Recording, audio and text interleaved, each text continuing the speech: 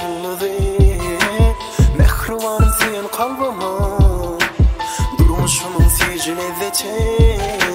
Gecelerin ayın şökleti Günlülerine güneş şulladı Mehrivan sen kalbıma Durmuşumun sicil ezzeti Sayladım seni gözlerin içinden Eğer seyretsen gözüne çıkıp bilmen içinden Sen ayım, sen şadım, sen dünyamda her barım Sensizlik geçen ok gözünümden Senden ömürlük baktım Sadılık bize yaysa yönümü Senden başka isligim yok Başka söymekten başka meni dünyam sen Duygum sen, bulmacak arzum sen Bu dünyamda ilkinci ve son kısıyın yarım sen Gecelerin ayın şökleti Bu nedenle güneş yılladı Mehrivanım sen kalbıma Durmuşumun sicil ezzeti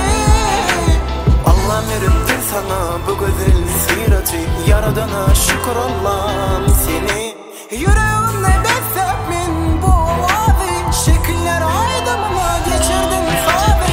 Yitirdi kâr fırsatlar sevgimi sana Yitirdim bana saylap güneş yıldızım bana Bir bakıştı hayran ettin sen Gözüme baktın sen cadılap yine beni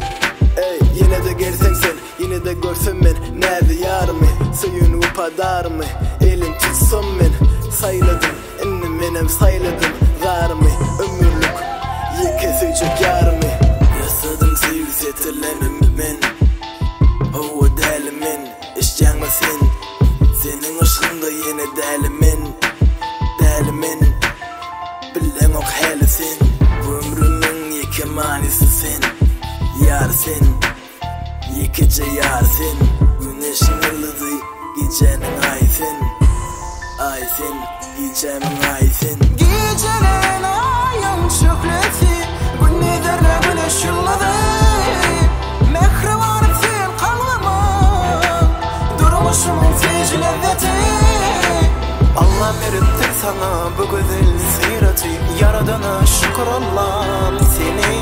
Yüreğimle beslemin bu vazi Şekiller aydımına geçirdim sabi Ellerime yar Yüreğimde sana sevgi var Sen olmasan yeke pırsadım Bu kalbim sensiz olmaya Ellerime yar Yüreğimde sana sevgi var Sen olmasan yeke pırsadım Bu kalbim sensiz